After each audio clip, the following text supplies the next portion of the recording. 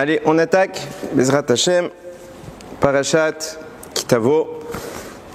Alors, ce shiur est offert pour la Refoua Shelema du Rav Ron Moshe ben Aviva, du Rav Eliaou ben Elian, de Moshe ben Rachel, Naomi Simcha bat Rachel, Zari bat Fibi, Leilou Nishmat, Yehuda ben David, Zichrono Yocha, mon papi, Rachel bat Sulika, David ben Mesaouda, Gabriel ben Esther, Mathilda Noya bat Angel, Mesaouda Aboukrat bat Myriam Fedida. Et vous m'aviez dit Simone Michel bat Armand. Simone Michel bat Armand Mathilde. Et pour un Zivugam Goud Vetar de Jenny bat Étoile, Michael ben Chantal et Yehuda ben Levana. Et encore et toujours pour nos Chayalim et nos Khatoufim, et encore pour ceux qu'on a entendus aujourd'hui. Hashem Yirachem. Hashem Yirachem. Alors, un petite intro pour bien situer les choses.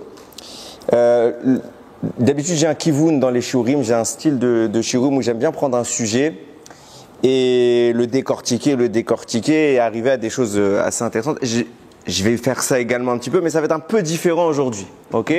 On va un petit peu sortir des sentiers battus, mais avant, pour comprendre ce shiur, je pense qu'il faut une petite akdama et une petite précision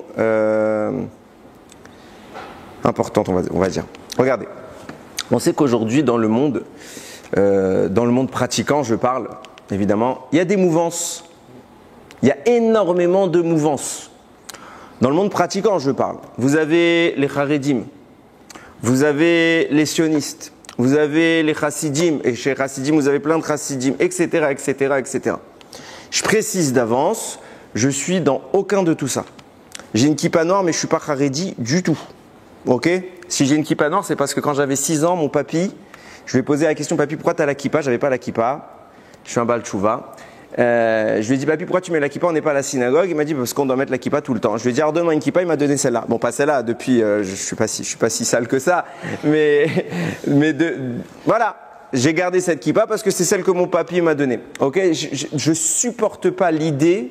C'est mon avis, vous pouvez tout à fait ne pas être d'accord, mais c'est quelque chose qui m'horripile l'idée de mouvance. À la limite, si vous voulez me caser dans une mouvance, vous me direz je suis sfarad, ça me ferait très plaisir, puisqu'en effet je suis sfarad, mais pas plus que ça. Il y a une mouvance qui est très importante qu'on devrait tous savoir, c'est d'être juif. Le reste, c'est quelque chose qui est pour moi atroce. Pourquoi je dis que c'est atroce ? Et je pense profondément, intimement, que ce n'est pas la Torah.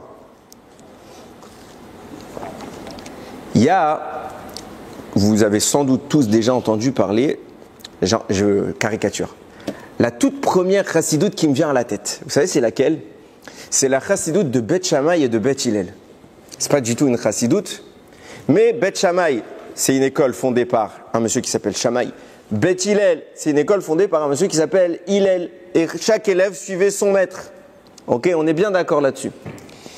Mais on a une règle qui régit leur débat. C'est la halakha, elle est comme Beth Hillel. La halakha, c'est Beth Hillel. On suit tout le temps, à quelques exceptions près, on suit Beth Hillel. Mais dans tous les cas, je dis bien dans tous les cas, on va avoir une discussion entre Beth Shammai et Beth Hillel. La halakha, c'est Beth Hillel, là, on s'en fiche de Beth Shammai. Le premier qui est cité, c'est Beth Shammai. Toujours. Pourquoi ? Parce que l'avis de l'autre, il compte. Dire, il n'y a que mon avis qui compte, c'est occulter tellement de Torah. Tellement de Torah. La Torah n'a pas été donnée à un homme, la Torah a été donnée à tous les hommes, avec un grand H.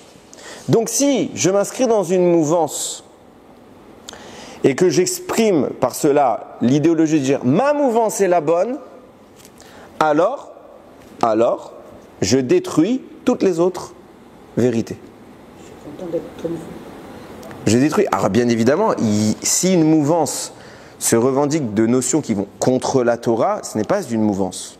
Okay ? On parle de quoi dans une mouvance ? De ceux qui aiment Hachem, de ceux qui reconnaissent la Torah écrite, la Torah orale, et de ceux qui vont dans ce qui vont. Si maintenant, et je caricature bien évidemment, si vous prenez, je prends 2 pôles, parce que Chassidim, on va l'inclure dans Haredi. Ok ? Prenez Dati, Léoumi, ok, et Chassidim. Imaginez Mashiach, Bezrat Hashem, il est de l'un ou de l'autre camp. Il sera forcément de l'un ou de l'autre camp. Oui ou non? Moi, je pense qu'il sera d'aucun des deux. Mais s'il est dati léoumi, alors qu'est-ce qu'ils vont faire tous les Haredim? Ils vont dire, ça ne peut pas être Mashiach, c'est même pas un rave. Si les Haredim, ils vont dire quoi les dati léoumi? Non, ça ne peut pas être Mashiach, c'est pas un rave. Vous voyez ce que je veux dire? Miskin Mashiach, quand il va venir, Be'atzlacha Rabba, les gens rêvent d'être Mashiach, franchement, Be'atzlacha. Ok? Moshe, il a été le premier à représenter le Ham Israël, et qu'est-ce qu'il a dit à Kadosh Baruch Hu? Non, prends quelqu'un d'autre, pas moi. Laisse-moi, je suis en paix, je suis avec mes moutons, je suis bien, je suis très bien, ne pas les Juifs. À la limite, il a été roi pendant 40 ans, il ne s'est pas plaint, mais quand tu dis Bnei Israël, waouh! Et pourquoi c'est grave? Parce que si maintenant tu vas dans une mouvance, et regardez sur quoi je vais appuyer mes mots, il y a une Mishnah très connue dans Pirkei Avot qui dit Enbour irechet. Celui qui est ignorant, qui est vide, il n'a pas la crainte de la faute. Il n'a pas la crainte de la faute. Pourquoi? Parce qu'il est vide. Il ne connaît pas. C'est quoi quelqu'un qui est vide? C'est un Maharetz. Il n'y a pas écrit un Maharetz. Il y a écrit il vélo à Hamaretz chassid. Le Hamaretz, il ne devient pas chassid. Il ne devient pas pieux. Alors c'est quoi un bourg? Quelqu'un qui est vide. C'est quoi d'être vide, Rabotai? Le Ramak, Rabbi Moshe Cordovero, il écrit. Mon Rav, il m'a envoyé ça la semaine dernière, j'ai kiffé. Il écrit, c'est quoi un bourg? C'est celui qui fait pour faire comme les autres. Il fait Torah au mitzvot. Pourquoi? Parce qu'il est dans un cadre où tout le monde fait de cette manière, donc je fais de cette manière. Ça, c'est quelqu'un de vide. Et celui-là, il n'aura jamais la crainte de la faute. Pourquoi? Parce que pourquoi je fais Torah mitzvot? Parce que lui, il fait comme ça. Et si je ne fais pas comme ça, je suis bizarre. Je n'ai pas envie d'être bizarre, alors je suis une mouvance. C'est quoi quelqu'un? C'est quoi la définition de quelqu'un qui est Yireh Shamayim? Il dit le Ramak. C'est pas mes mots. Il dit c'est quelqu'un qui fait la Torah parce qu'il l'a étudié, qu'il a compris ce qu'Hachem veut de lui. Pas parce que je suis Chabad, alors je fais comme tous les Chabad. Pas parce que je suis attiré par Rabbi Nachman de Breslev, alors je fais tout comme lui. Pas parce que je suis Haredir, je fais comme lui. Pas parce que vous vous extrapolez à tout ce que vous voulez. On fait la Torah, pas pour les Rabbanim. On fait la Torah, pas pour plaire aux gens. On fait la Torah pour lui plaire à lui. Quand on peut partir sur cette base, alors on n'a pas de problème. Pourquoi? Parce que si maintenant vous commencez à dire certaines choses, là, mon titre du chiour, c'est « Doit-on faire l'Alia ?» Alors bon, c'est facile, je parle à des gens qui sont en Israël, vous êtes tous, évidemment qu'on doit faire l'Alia. Et tu as tous les Français qui vont nous écouter. Ouais, c'est facile à dire, ils vivent en Israël, ils ont déjà fait le truc. Pour certains, peut-être, ils sont venus quand ils étaient petits, pour certains, ils sont nés ici. C'est facile de parler, Rabotai, c'est toujours facile de parler. Et vous regarderez, on croit toujours qu'on a raison et on a tendance à vouloir, 2 minutes, on a tendance à vouloir universaliser notre pensée. Quand vous êtes dans quelqu'un qui pense pas comme vous, par exemple, notre cas il est très précis. Les gens qui ont fait leur alia, ils disent, mais les gens qui font pas leur alia, mais ils sont à l'ouest. Mais comment ils font? Vous êtes des fous, regardez-vous comment ça se passe en France, comment ça se passe. Les gens qui font pas l'alia encore, qui n'ont pas encore fait l'alia, ils vont dire quoi? Ben alors, vous n'êtes pas mieux, vous avez des attentats, vous n'avez pas de parnassa, vous avez. Ok, chacun a ses arguments. Et chacun il a ses œillères, et il dit, il n'y a que moi. Et quand tu vas avoir des gens qui sont dans cette situation-là, mais ils vont critiquer ceux qui ne pensent pas comme eux. Ils vont tout de suite te déstabiliser en disant « Oui, mais toi, tu es dans ton monde. Tu ne vis pas mon monde. » Et ça va dans les deux sens. Qui a raison? Qui a raison? On ne peut pas dire aucun. On ne peut pas dire aucun parce que c'est trop facile de dire aucun, comme ça on se dédouane. On doit savoir, la définition de qui a raison, c'est la définition de ce que Akadosh Baruch Hu veut. Et dire qu'Akadosh Baruch Hu ne veut ni l'un ni l'autre, ce ne serait pas compréhensible. Akadosh Baruch Hu veut des choses du Ham Israël. On va définir les choses plus en amont. Quelqu'un qui met les tefs et quelqu'un qui ne met pas les tefs, qui a raison? Celui qui met les tefs. Pourquoi? Parce qu'on a dans la Torah une demande d'Akadosh Baruch Hu de mettre les tefilines. Donc me dire que vivre en Israël ou pas, personne n'a raison, c'est dire que Dieu n'a pas décidé. Ça ne marchera pas. Donc il faut se mouiller. Et ce qui est génial, je m'émancipe. Regardez ce que je veux dire par là. Quand j'ai fait tchouva, quand j'ai fait tchouva, pendant un petit moment, j'ai eu un complexe que j'ai baptisé le complexe du Baal Tchouva. C'est quoi le complexe du Baal Tchouva? C'est que le Baal Tchouva, il n'a pas vécu dans une maison de rabbin, il n'a pas fréquenté toutes ces choses-là, et donc toute sa vie, il se pose la question, mais est-ce que ce que je fais, c'est bon? Est-ce qu'avec le peu de connaissances que j'ai, je peux affirmer des choses? Parce que si ça se trouve, je vais avoir un type en face de moi qui, lui, il a de la bouteille, et il va me sortir 15, 20, 30 arguments, et tout de suite, je vais m'effacer. Pourquoi? Parce que je me dis qu'il est naturellement plus fort que moi. Et donc, à cause de ça, vous n'osez pas dire certaines choses que vous pensez. Ok? Pendant un temps, c'est normal. Hein. Il faut à un moment apprendre à se la fermer. Pourquoi? Parce que vous avez l'opposé du complexe du Baal Tchouva. Le type qui a fait Tchouva depuis 2 minutes et qui croit qu'il fait des miracles. Il croit qu'il connaît toute la Torah. C'est l'antithèse de ce complexe. Vous avez deux, c'est un caractère. Hein. Il y en a qui pensent qu'ils sont au-dessus du lot, il y en a qui pensent qu'ils sont en dessous du lot. Ok? Chacun comme son kivun. Les deux, c'est un défaut, les deux, c'est une qualité. Il faut savoir des fois se mettre en avant, il faut savoir se mettre en retrait. Le temps nous permet un petit peu de nous positionner. Et donc pourquoi je dis ça? Parce que ouvertement, un shiur comme ça, je pense que je ne l'aurais pas fait il y a 10 ans. Je pense que je ne l'aurais pas fait il y a 10 ans. Je pense qu'il y a plein de gens qui vont m'envoyer des messages sur Internet, qui vont me dire ouais, tu dis des bêtises. Bruchim Abaim, je vous aime quand même. Ok? Alors on rentre dans le sujet, on commence le shiur. Oui, excuse-moi, je t'ai oublié. J'ai juste une question à vous poser. Quand vous parlez de faire l'alliance, est-ce que vous vous réduisez seulement à la démarche de partir d'un pays extérieur de venir en Israël, ou alors ça va beaucoup plus profondément ce que vous avez dit précédemment, dans le fait de savoir, entre guillemets, suivre un chemin qui est personnel? Parce que quand vous parlez du fait d'être creux par rapport à un chemin qui est le nôtre, on peut très bien mettre en lien avec la Torah, mais je pense qu'aujourd'hui c'est aussi très applicable à un monde qui va au-delà de la Torah et qui est un monde social aujourd'hui. Alors, tu as une très bonne analyse, je pense, je trouve. Je vais m'expliquer, je vais rentrer dans le sujet. Évidemment que quand je parle d'Alia, je le regarde d'un point de vue mitzvah et pas d'un point de vue politique. Ça ne m'intéresse pas. Ok? Mon but, c'est lui. D'accord? C'est mon seul but. Ok? Donc, Bémet, quand je vais parler de choses maintenant, ne croyez pas que... C'est pour ça que j'ai introduit en disant, je ne suis pas politisé, je me moque de ce que pensent les sionistes, les charedim, je m'en fiche. Et s'ils ne sont pas d'accord, qu'ils ne sont pas d'accord. Je donne mon avis. Il ne faut pas être imbécile dans la vie. C'est pas parce qu'ils disent, alors ils disent. La Torah nous a tous été donnée à nous et pas à un. Chacun a l'obligation, tu dois étudier jour et nuit. Pourquoi je dois l'étudier jour et nuit? Pour être un robot qui répète par cœur des leçons? Non, pour comprendre ces leçons. Pour comprendre ces leçons. Quand vous citez un rave, alors des fois c'est technique, c'est nécessaire, mais quand vous citez l'opinion d'un rave, mais que vous n'avez pas compris pourquoi il dit ça, à part si maintenant vous avez besoin d'une info pour tout de suite, 2 secondes, vous ne connaissez pas la reste que j'ai droit, j'ai pas droit, ok.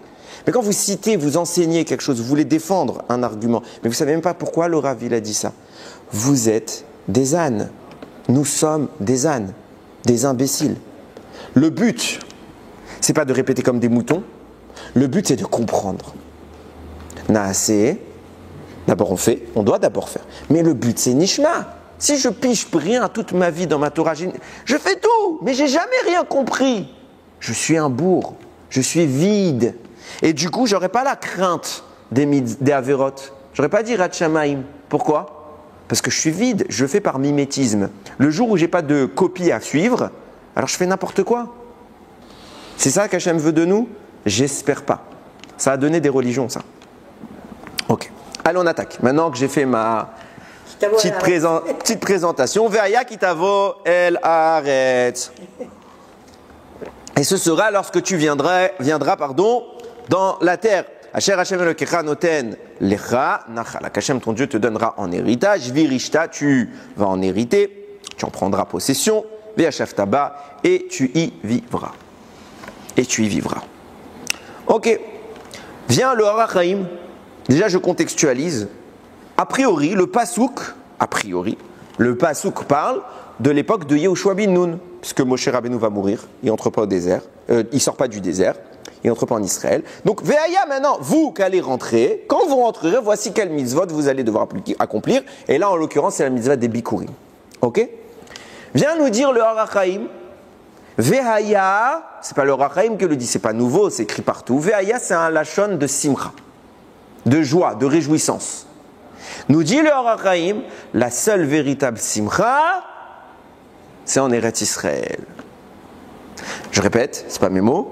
Le Or HaChaim dit la seule véritable simcha, c'est en Eretz Israël. Tout de suite, vous allez me dire oui, à l'époque de Yoshua bin Nun, quand il y avait une obligation de vivre en Eretz Israël, puisqu'à l'époque, Hachem a demandé, on voit bien qu'ils n'ont pas voulu, les Meraglim n'ont pas voulu rentrer. Qu'est-ce que ça a provoqué? Une génération entière qui est morte dans le désert. Vous voulez pas? Mourrez là-bas. Donc vous allez me dire tout de suite, bah oui, eux devaient rentrer, Hachem leur a dit d'entrer. Nous, il nous en a chassés. Donc est-ce qu'il y a une mitzvah à Yom? Et regardez ce que dit le Or HaChaim. Le passouk qui cite, pour démontrer qu'il n'y a qu'en Eretz Israël qu'il y a de la simcha, c'est un passouk que vous connaissez. C'est le Shir HaMa'alot Beshuv Hashem et Shivat Zion, qu'on chante régulièrement. Donc le fameux Shir HaMa'alot où on dit quand Beshuv Hashem et Shivat Zion, quand Hashem va ramener les rescapés, les captifs de Zion, Aïnou kel cholmim, on va arriver en Eretz et on va dire on était comme des rêveurs. De quoi on parle? Vous savez que à la destruction du premier temple, on a été exilé en Babylonie pendant 70 ans. Et au bout de 70 ans, on est remonté sur l'égide de Ezra à Sopher. Et eux racontent, Shir HaMa'alot, voilà que quand nous on est revenus, on était comme des rêveurs. Et qu'est-ce qu'il dit là-bas? Azimale sechok pinu. Maintenant qu'on est revenu, notre bouche peut se remplir de srok, de rire, de sourire, de chant, etc. La joie, parce qu'on est retourné en Eretz Israël. Maintenant, celui qui analyse un peu ce passouk-là, que l'Or HaChaim l'a défini comme étant la base de la joie, celui qui vit en Eretz Israël, c'est la vraie simcha. Il voit qu'il y a une subtilité temporelle. Le verbe est conjugué de façon bizarre. Shir HaMa'alot Beshuv Hashem. Ok, c'est le chant qu'on a chanté. Beshuv Hashem, quand Hashem nous fait revenir. C'est l'époque de Babel. Donc c'est présent, à la limite un peu passé, comme ça, proche du passé. Donc quand on est venu, on aurait dû dire quoi? Alors nos bouches se sont remplies ou se remplissent de joie. C'est pas ce qui est écrit. Az Yimale. C'est un futur. Alors se rempliront nos bouches de joie. Pour un futur. Tu aurais dû me dire tout, soit au passé, soit au présent, soit au futur. Mais là, tu commences au présent, chez la mode Béchouf, quand Hachem nous ramène. Alors au futur, on sera joyeux. De là, on a une insinuation à ce qu'on est en train de vivre. À savoir que même après ce retour de Ezra, il y aura un futur où on revivra cette joie de retourner en Eretz Israël. Évidemment, c'est l'époque messianique qui est annoncée depuis des siècles, bien avant 1948, qui annonçait qu'Hachem nous libérerait et nous ramènerait en Eretz Israël. Et regardez jusqu'où les choses elles doivent aller. Qu'est-ce qui se passe à ce moment-là? Venons, on va jusqu'au bout de l'interprétation. Les psukim continuent, deux psukim plus tard. Shuva Hashem et Shevitenu ka'afikim banegev. Ramène-nous à nos captifs, Hachem. Je ne comprends pas. Ramène nos captifs. Ça veut dire qu'au moment où on va vivre cette joie d'arriver en Eretz Israël, on va encore prier à Akadosh Baruch Hu pour ceux qui ne sont pas encore venus, puisque je le demande à Hachem, ramène nos captifs.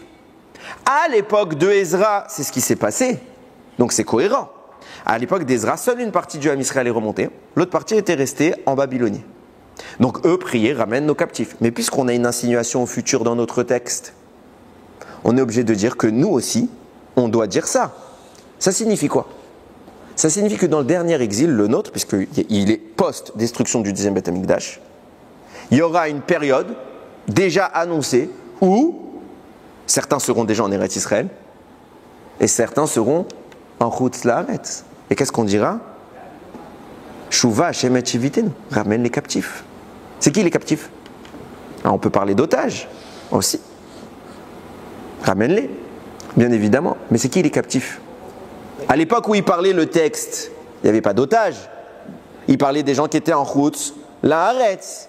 Donc nous aussi, si on dit que ce même texte s'applique au futur, je déduis, je déduis simplement, mathématiquement, que quand on sera en Eretz Israël, il y aura encore des gens en Chutz La'aretz. Il faudra définir maintenant c'est quoi ce quand on sera en Eretz Israël. Et nous qui serons en Eretz Israël, enfin du moins ceux qui le sont, prieront pour ceux qui sont en Chutz La'aretz. Déjà, tu as un premier rapport qui te dit que les gens qui seront en Chutz La'aretz prieront pour ceux qui sont, les gens qui sont en Eretz Israël prieront pour ceux qui sont en Chutz La'aretz. Si je prie pour eux et que c'est un Teilim, ça veut dire que c'est bien. Donc ça veut dire que je prie pour celui qui n'est pas bien. Je ne prie pas pour quelqu'un qui est malade s'il n'est pas malade. Je prie qu'il y ait une réfoua chez le mas s'il est en mauvaise santé. Je prie que quelqu'un sorte de sa captivité. S'il est captif, la définition que nous impose ce passouk, c'est de dire ceux qui ne sont pas avec nous sont appelés captifs. Maintenant, question.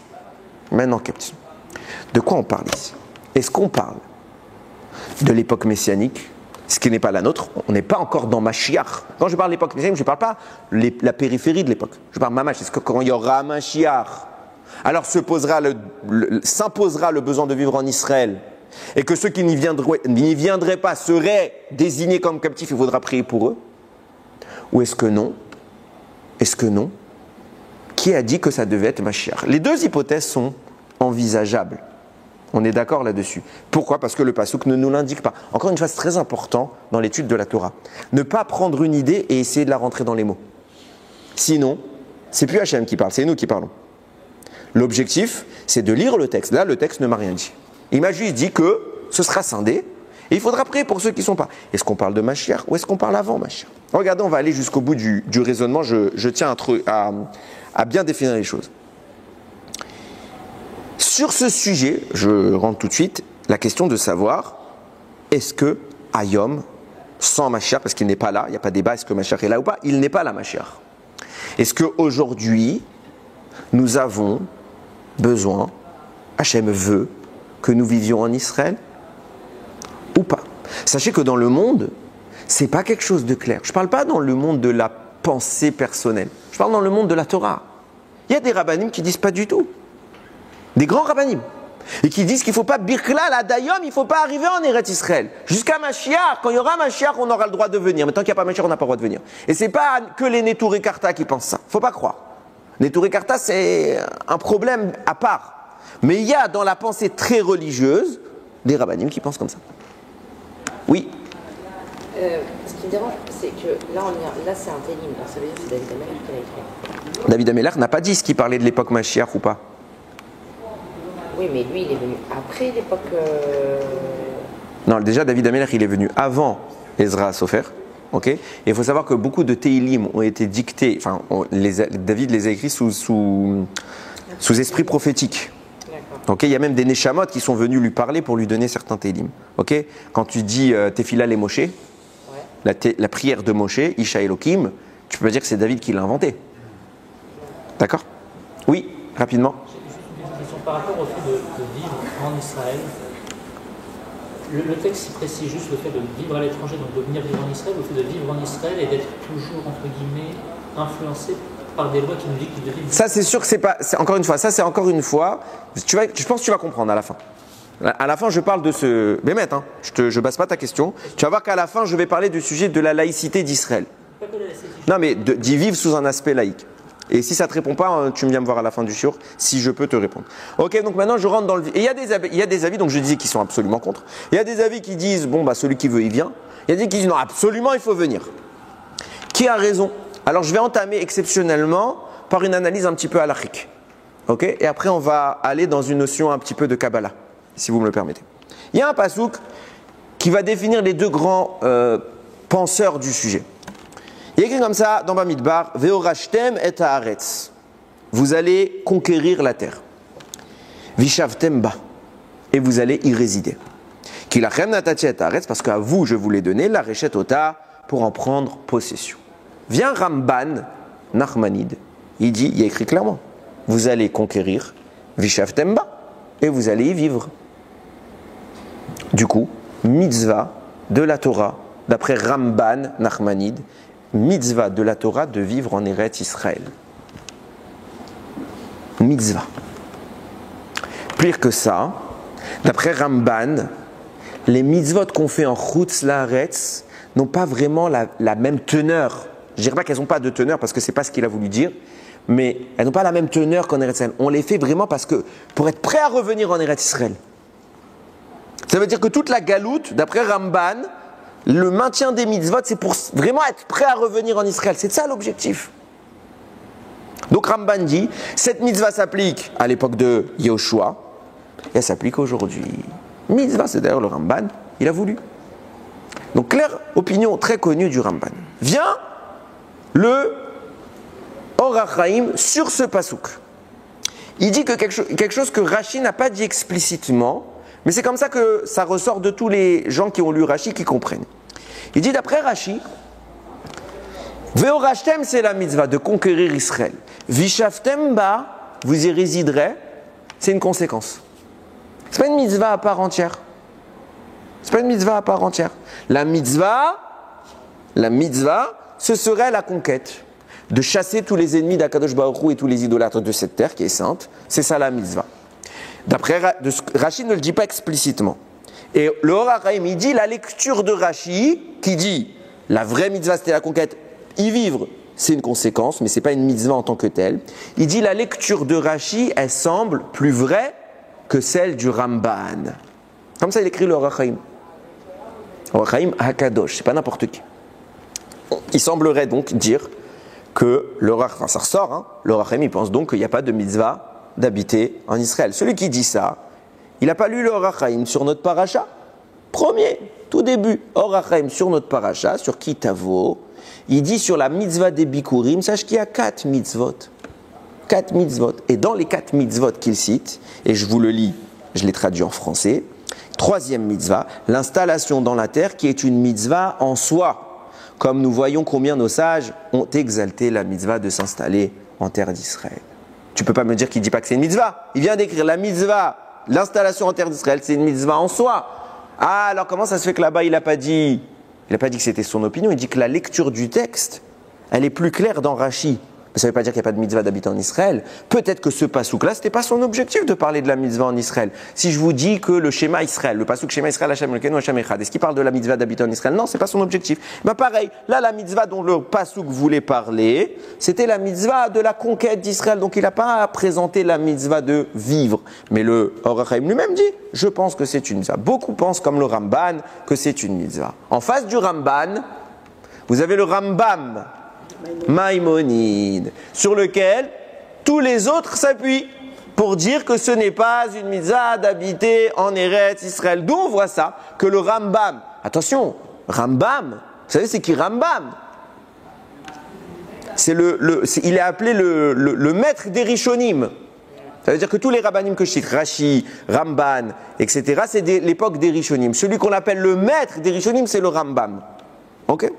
Rambam, il a fait un sefer dans lequel il compte toutes les mitzvot, 613 mitzvot, et dans les 613 mitzvot, il n'a pas mis d'habiter en Israël.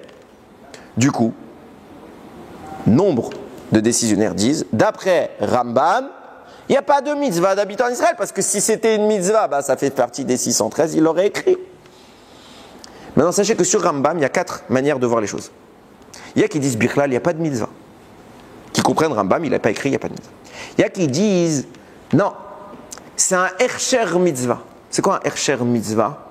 C'est un moyen pour accomplir une mitzvah. Vivre en Israël permet de faire certaines mitzvot que je ne peux pas faire en dehors d'Israël. Je ne peux pas faire la trouma, je ne peux pas faire le maaser, je ne peux pas faire la shmita en Chutz La'aretz, etc. Donc, si j'habite pas en Israël, je loupe ces mitzvot. Donc, c'est un moyen. Comme se marier. Est-ce qu'il y a une mitzvah de se marier? Non, la mitzvah, c'est d'avoir des enfants. Et le mariage est un moyen pour arriver à ça. Ok, c'est quelque chose de très kadosh. Mais ce n'est pas lui-même une des 613 mitzvot. Okay, donc il y a un avis qui dit il n'y a pas de mitzvah. Sur le Rambam. Il y a un avis qui dit c'est un Hersher mitzvah. Il y en a qui disent non, il y a une mitzvah, mais elle est des sages. Aujourd'hui, ce n'est pas une mitzvah de la Torah, c'est une mitzvah des sages. Donc même d'après ça, Rambam pensait qu'il y a bien une mitzvah juste des sages. Et il y a d'autres avis qui disent non, Bichlal, c'est une mitzvah. Le Rambam pense que c'est une mitzvah. Seulement, il ne l'a pas compté dans les 613 mitzvot. Pourquoi? Parce que lui-même, il écrit dans son introduction dans ce livre-là qu'il ne va compter que les mitzvot qui sont individuels, pas un package de mitzvot. Dans la mitzvah d'habiter en Eretz Israël, il y a plein de mitzvot qui en découlent. Donc il n'a pas compté dans les mitzvot individuels. 4 avis sur le Rambam. Ok? J'ai quasiment fini mon introduction à l'Afrique, après on va rentrer dans le raisonnement que je voulais vraiment aborder. Donc vous voyez bien que c'est pas stam, c'est pas un sujet. Mais il ressort, Ramban, mitzvah adayom. Rambam, 4 avis. Un qui dit pas du tout, un qui dit moyen, un qui dit plus que moyen et un qui dit oui mitzvah. Pour la petite info, Rav Ovadia Yosef Zatzal, ok, dans Yechavé Da'at, tome 3, Siman 69, il dit jamais de la vie vous pouvez dire que Rambam pense que c'est pas une mitzvah de la Torah. Parce qu'il amène plusieurs endroits, on voit que Rambam pense clairement que c'est une mitzvah de la Torah. Alors il n'a pas écrit pour les raisons qui sont les siennes dans les 613 mitzvot, mais Rambam pense que c'est une mitzvah de la Torah. Et le Rav Ovadia Yosef, dans ce siman-là, il dit celui qui sort d'Eretz Israël, il faut qu'il ait une raison, mais qu'il sache qu'il doit tout de suite revenir. C'est pas ces mes mots, c'est... Je suis pas encore en train de polémiquer. Je suis en train de rentrer les avis. Maintenant, je vais essayer d'entrer dans une notion qui est beaucoup plus subtile. C'est la Kabbalah. Il faut savoir que dans le monde de la Kabbalah, il y a une... Comment ? Ah, ok. Il y a une grande différence, c'est que dans le monde de la Kabbalah, il y a beaucoup moins de marloktot, beaucoup moins de divergences d'opinion. Ok ? Ça veut dire quoi? Ça veut dire que c'est Rabbi Shimon Bar Yochai qui a initié vraiment le premier texte de Kabbalah, enfin un des premiers c'est le Zohar, et plus tard le Harizal. Le Harizal, je vais introduire maintenant quelques notions, et vous allez voir que tout va se construire. La Gemara, Maseret Ketubot, elle dit, elle pose la question là-bas, dans un couple, c'est une Mishnah. Il y a un des deux, il veut vivre en Eretz Israël, l'autre il veut pas. On fait quoi? Eh bien la Gemara, là-bas, la Mishnah, elle dit, on peut forcer. On peut forcer, comme ça il dit. Après, il y a un débat comme ça sur la Mishnah. Il y a Rabbi Zera et Rabbi Yehuda. Rabbi Zera, il est tenant de l'opinion qui dit oui, il faut aller en Eretz Israël. Rabbi Yehuda, il est très opposé à ça. Et là-bas, il va définir 3 serments qu'Akadosh Baruch Hu a pris qui sont évoqués dans Shir HaShirim. Ishbati etrem. Quand il dit Ishbati, là-bas, il fait prendre des serments sur le Ham Israël. Et ces serments diront 3 choses. Les Bnei Israël ne doivent surtout pas revenir en Eretz Israël. Bechoma. Il dit en muraille. Ça veut dire quoi en muraille? Rachid dit en masse. Comme ça il écrit. C'est la Gemara. Deuxième serment. Les Bnei Israël ne doivent pas se rebeller contre les nations. Troisième serment. Les nations n'ont pas le droit d'opprimer plus que de mesure les Bnei Israël. Comme ça, c'est écrit dans Maseret Ketubot, page 111.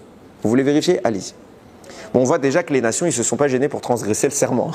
Elles ont fait la méadrine, mina méadrine. Ils ont fait tout ce qu'il fallait pour dire, voilà, on ne peut pas nous dire on n'a pas fait notre job. Donc eux, ils ont transgressé leur serment. Mais Kitsour, on voit qu'Akadosh Baruch Hu, il a dit non, vous ne revenez pas. On l'a fait après. Non, ce serment a été pris. Quand on parle de ce serment qui est prophétique, on parle après la destruction du temple. Ok? Donc en clair, on ne reviendra que quand il y aurait annulation. Il y aura annulation de ce décret à l'époque messianique. Donc beaucoup vont dire, ben voilà, c'est pas un débat, c'est une Gemara. Bon déjà dire ça c'est compliqué parce qu'on voit qu'il y a un autre Rav dans la Gemara qui dit non, il faut monter. Ok, j'ouvre le. Maintenant j'introduis mes idées. Je vais entrer dans une notion qu'on appelle dans la Kabbalah la Dourmita et la Nessira. Ok, de quoi on parle? Je le répète toujours pour ceux qui n'ont pas l'habitude à mes shurim, je répète, c'est pas grave. Tout ce qui existe dans ce monde est le reflet du monde d'en haut. Vous avez retenu cette phrase, je pense maintenant. Hein?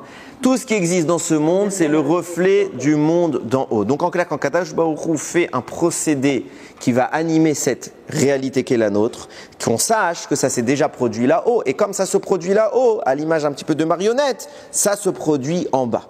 Ok. Il y a écrit comme ça quand Akadosh Baruch Hu crée l'homme avec un grand H.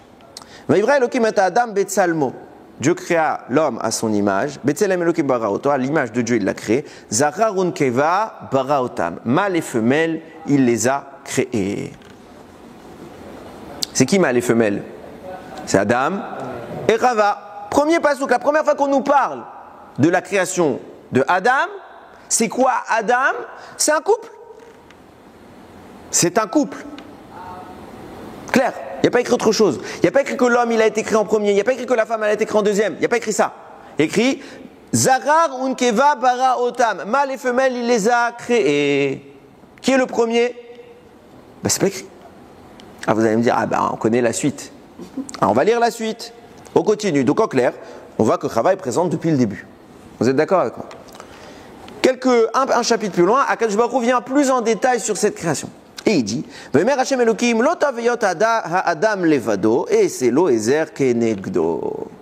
pas bien que l'homme, le Adam, je vais traduire, que le Adam soit seul, je vais lui faire une aide contre lui. Mais déjà que le couple est une opposition contre lui. Pourquoi c'est écrit contre lui? Alors moi c'est comme ça, à chaque fois que je parle dans un Sheva Brachot ou dans un mariage, je dis après écrit contre lui, parce que les gens ils croient que le couple c'est caresse-moi dans le sens du poil. T'es le plus grand, t'es le plus beau, t'es le plus gentil, t'es la plus grande, t'es la plus belle, t'es la plus gentille. C'est faux. C'est tellement faux. Le couple c'est l'opposition. Ça veut dire quoi? Pas l'opposition dans la dispute, l'opposition dans la construction. Ça veut dire que quand il y a quelqu'un qui n'est pas parfait, l'objectif de son conjoint, c'est de lui montrer ce défaut. Votre conjoint c'est votre tikkun, Rabotai. Moi, je le dis tous les jours à ma femme. je lui dis, c'est mon tikkun. Pourquoi? Parce que là où il y a une attitude qui est installée chez nous, elle n'est pas installée chez l'autre. Est-ce que cette attitude est bonne? Si elle est bonne, elle ne dérangera pas. Si elle n'est pas bonne, elle dérangera. Donc, si la personne en face de vous est dérangée par quelque chose qui vient de chez vous, c'est qu'Akadosh Baruch Hu a voulu qu'il soit dérangé. Et il a voulu vous montrer par cela que dans ce sujet précis, tu n'es pas parfait. Donc c'est pour ça que ton épouse, elle est keneged, elle est contre toi. Pas parce que elle a un défaut qu'elle ne te supporte pas. Non, elle va te montrer qu'il y a un défaut. Et pareil pour l'homme avec la femme. Si une femme laisse son mari dormir tous les matins au lit jusqu'à pas d'heure, elle loupe son job. Le but d'une femme, sur ce sujet, c'est que quand arrive l'heure de la tfila, elle lui met un coup de pied qui tombe du lit. Parce qu'il faut qu'il aille à la tfila. Non, Baruch Hashem. Non, ça, Chesed Hashem, je vais pas me plaindre. Baruch Hashem, je me lève. Si, je peux pas me vanter de beaucoup de choses, mais c'est rare que ma femme se lève avant moi. Ok, à part si bébé il pleure. C'est ça le principe. Et pareil dans l'autre sens. Ok, donc Keneged. On voit que Hachem dit c'est pas bon qu'il soit seul. Alors va y appeler Elohim, Hachem Elohim tardema al ha-adam. Hachem a fait sombrer sur Adam une sorte de sommeil, une torpeur. Vaïchan, il a dormi. Vaïkar mitzal rotav, vaïskor basav, tartena, vaïven Hachem Elohim et tatsela, asher la karmina Adam leisha. Donc il lui a prélevé une côte, vous connaissez, et il en a fait une femme. Là, on a une description successive. On n'avait que l'homme, comme ça que c'est décrit dans le deuxième passage que je viens de citer, et de là est sortie la femme. Ok. Rachid dit, mais je comprends. Enfin, on a deux manières de voir les choses. Première explication, pshat, sens pur. Non, la première fois qu'Hachem il a parlé de Adam et Chava au féminin masculin, il a parlé généralement, et après il est revenu détailler ce qu'il s'est passé ce jour-là. Ok, ça c'est le sens simple. Rachid rapporte lui-même, non, les deux sont vrais. Il a créé Adam et Chava en même temps, et il a créé Chava après Adam. Pourquoi? Parce qu'ils sont nés, Adam est né avec les deux, d'où partsoufim, deux faces. Ils étaient côte à côte, enfin dos à dos. Et Akadosh Baruch Hu est venu, il a endormi et il les a séparés. Et de là sont nés Adam et Chava. Qui est né en premier? Personne. Qui a été terminé en premier? Sans doute Adam. Ça veut dire que d'abord il a recousu entre guillemets Adam et après Chava. Mais en réalité, dans la naissance décrite par la Torah, il n'y a pas eu de premier. Oui. Mais du coup, si on suit ça, il n'y a pas d'histoire de côte. Si c'est dos à dos, on parle de... La côte, ça veut dire le côté. Comme ça, c'est écrit dans Rashi. Rashi, il donne l'exemple du Mishkan. Ok. Et là-bas, il donne le Tsela à Mishkan, le côté du Mishkan. Donc, c'est l'autre côté. Oui. Mais est-ce que dans la côte, il n'y a pas aussi cette idée de contenance, parce que l'homme ne peut pas être? Bah forcément, si tu prends un élément, tu le coupes en deux, ce qu'il y a dans l'élément B n'est plus dans l'élément A. À la base, c'était, j'explique ce que je veux dire, à la base, c'était une entité que j'ai scindée. Ça veut dire que c'est pour ça qu'on dit Ishto ke gufo, ta femme c'est comme ton corps. Pourquoi? Parce que ce qu'il y a chez ta femme, c'est ce que toi tu n'as pas. Et Akadosh Baruch Hu a séparé ces notions pour que ce soit une opposition. Et maintenant tu vas comprendre, je pense, avec ce que le Harizal va nous expliquer, tu vas comprendre pourquoi. On va essayer du moins. On va essayer. Donc on a bien compris qu'il y a une séparation des deux, alors que les deux étaient pareils. Cette séparation-là, cette torpeur qu'Adam a vécue s'appelle la dormita. C'est, j'ai envie de traduire l'anesthésie générale. Ok? Cette séparation dans la Kabbalah s'appelle la Nessira. On a séparé les deux entités en deux. D'où cela vient? Ça, c'est sur le plan physique. Maintenant, quand j'ai dit en introduction, tout vient d'en haut. Parce que c'est exactement ce qui se passe sur le plan métaphysique. À savoir que nous dit le Harizal. Dans les mondes d'en haut, il y a des mondes masculins, il y a des mondes féminins. Et les mondes sur lesquels nous on est attenants, sur lesquels qui nous intéressent, sont dos à dos. Le masculin et le féminin sont dos à dos. Qu'est-ce que Akadosh Baruch Hu fait? Il fait la dormita. C'est quoi la dormita? C'est il fait déconnecte l'esprit, la conscience de cette entité, donc elle s'évanouit, et puis il les sépare. Et une fois qu'il les sépare, il les remet face à face. Et quand on les remet face à face, il y a l'union. Il y a l'union qui donne la vie. Dans les sphères d'en haut, l'union qui donne la vie, c'est quoi? C'est la création des mondes. C'est l'abondance dans ce monde, les flux spirituels. Sur Terre, c'est le don de la vie. Et comme tu l'as dit, l'homme seul ne donne pas la vie, la femme seule ne donne pas la vie, les deux dos à dos ne donnent pas la vie. Quand est-ce que la vie existe? Quand est-ce qu'il y a production? Quand il y a un échange. Et s'il n'y a qu'une unité qui n'est pas dans l'échange, alors je ne peux pas travailler un potentiel qui est exclusif à l'un et à l'autre. Je m'explique. Ce que la personne, l'homme ou la femme, dispose, le rôle de son conjoint, c'est de l'exprimer dans le monde. Dans le cas de l'union, un homme ne peut pas avoir d'enfant sans une femme. La femme est le récipient de la vie et elle le fait germer.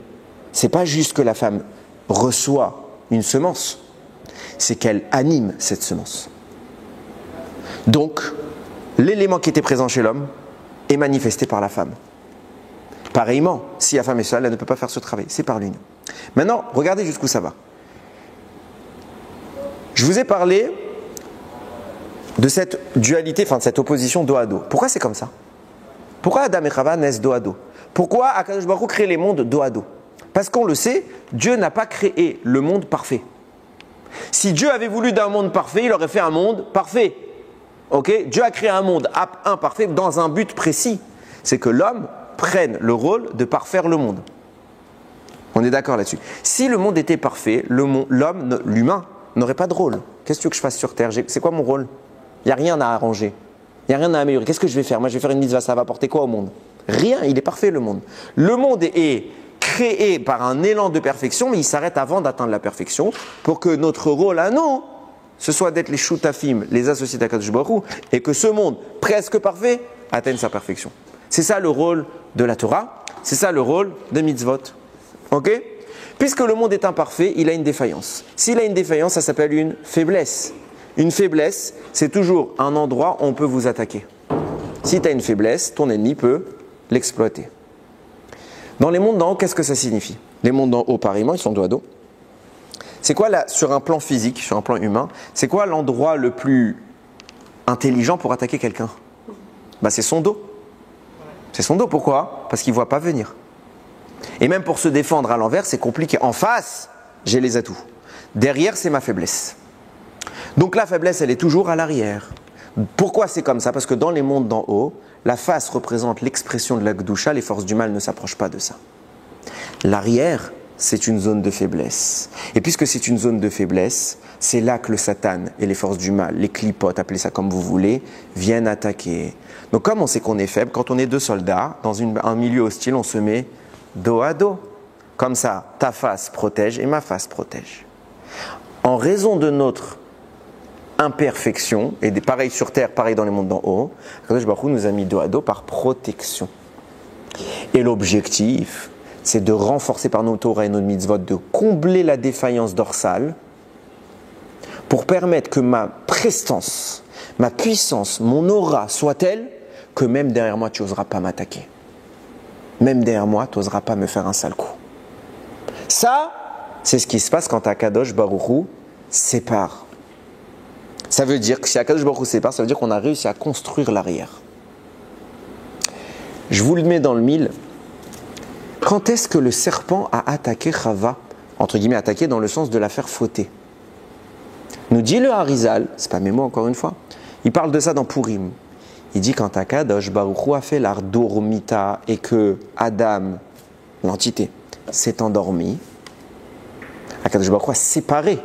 Qui s'est réveillé la première? Chava. Adam dormait encore. Il était encore anesthésié. Et puisqu'Adam était encore anesthésié, alors il est faible à l'arrière. C'est là que le serpent a attaqué. C'est là que le Satan attaque. Ça veut dire quoi?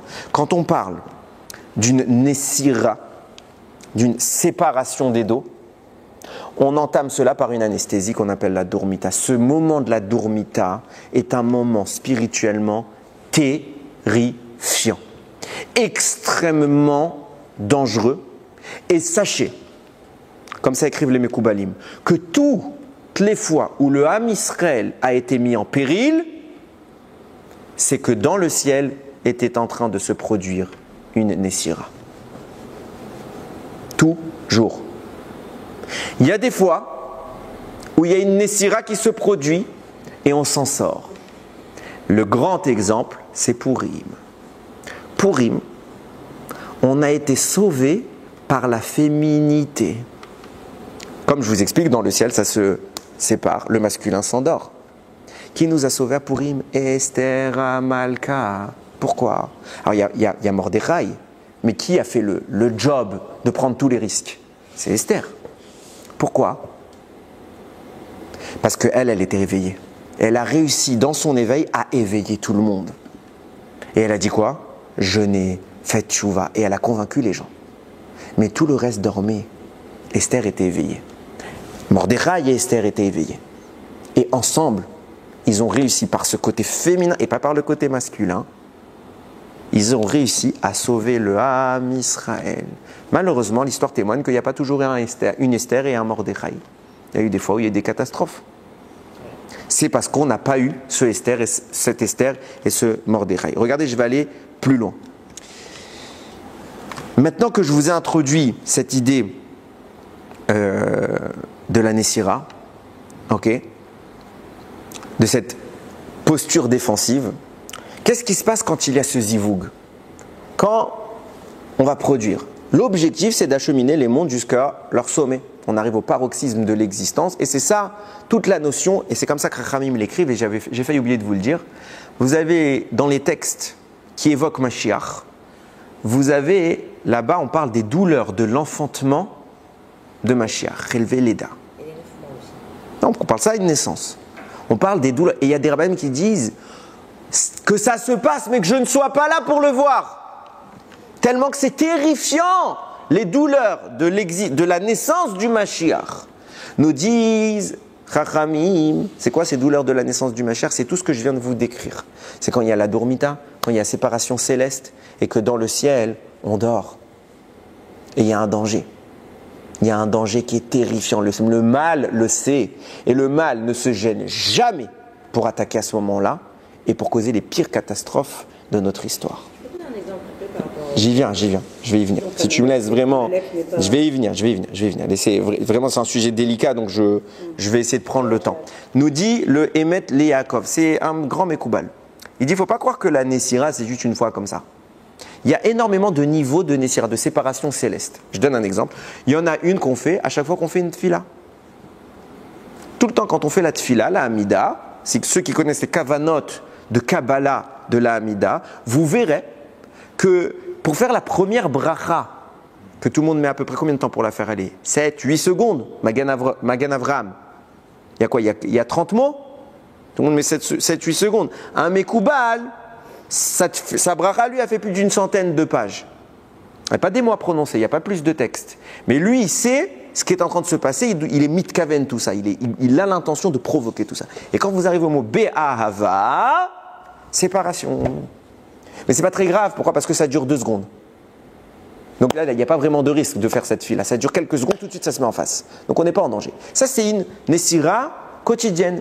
Il y a des événements où ça se produit plus tardivement. Il y a une énorme Nessira qui crée un jour qu'on appelle Yom Hadin, le jour de la rigueur. C'est quand ce jour? Rosh Hashanah. Rosh Hashanah nous dit, le Emet le Yaakov, c'est la Nessira de l'année, de tous les jours qui vont se produire dans l'année. La source qui va générer tout ça, c'est la Nessira de Rosh Hashanah. C'est pour ça que c'est un jour de rigueur. C'est pour ça que dans le ciel, le Satan, il fait quoi? Il nous accuse, parce qu'il sait qu'à ce moment-là, il y a une Nessira, donc on fait dodo. C'est pour ça que c'est pas trop bien de dormir Rosh Hashanah, surtout le matin. Il ne faut pas dormir parce qu'on ne veut pas que la Ossa dorme. Et qu'est-ce qu'on fait à Rosh Hashanah? La mitzvah de Rosh Hashanah, on sonne du shofar. Pourquoi? Parce qu'il faut qu'il se réveille, Bashamaim. On sonne du shofar pour réveiller. Parce que la Ossa dort. Entre guillemets, il y a une dormita, c'est dangereux. Réveille-toi, il t'attaque. Alors nous, on se lève tôt le matin. Et on prie très tôt, pas tard. Je me rappelle en France, la Blainara, on pliait tard. Non, on se lève tôt. On ne cherche pas à dormir à Rosh Hashanah. Alors il y a un moment où c'est moutar al pi halakha de dormir, c'est l'après-midi. Mais le matin, on ne dort pas. Et vite, on va sonner du chauffard. Pourquoi? Parce que si toi tu dors, bah Shamaïm, qui va te défendre? Nous dit le Emet Liakov, il va plus loin. Il y a une plus grande Nessira encore. L'ultime. C'est laquelle? Il y a une Nessira des jours, tous les jours. Il y a une Nessira de l'année. Il y a une Nessira olamite, je vais l'appeler comme ça. Universelle. Celle qui recouvre tous les jours d'existence de ce monde. Le monde, c'est écrit dans Masechet Sanhedrin, existe pour une période de 6000 ans. Et une fois que le monde aura monté en tikkun, en gdusha, et que l'arrière commencera à être assez robuste pour devenir un petit peu autonome et indépendant, alors Dieu opérera une immense Nessira. Et ça, c'est la plus grande Nessira. Et c'est là qu'il y aura, c'est là qu'il écrit le Emet Liakov, c'est là qu'apparaissent toutes les souffrances du Mashiach. Quand intervient cette Nessira, j'espère que vous comprenez ce que je veux dire, quand intervient cette Nessira, les souffrances sont, on peut les éviter. Il y a la péridurale à la naissance, vous savez, les femmes elles savent. Il y a la péridurale, ok. Il nous faut une Esther. Si on a Esther Amalka, si on arrive à trouver ça, si on arrive à mériter ça, alors on pourra éviter le problème. Si on a le chauffard qui peut nous réveiller, on pourra. Mais sinon, il peut y avoir malheureusement des catastrophes. Je continue. Concernant cette Nessira, le Harizal, il écrit dans le Etz Chaim. Et là, je m'appuie sur les écrits du Rav de Mourav, Rav David Daniel Akohen, qui a Bémet Bessiat Adishmaya. Je vais faire ce shiur il y a très longtemps. J'ai pas eu le temps de bien potasser.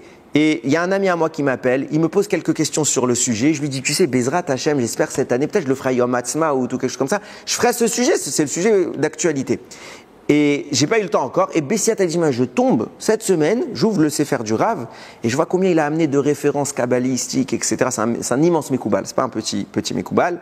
Je dis, Chasdei Hashem, qu'est-ce que je l'aime ce Rav. Écoutez bien.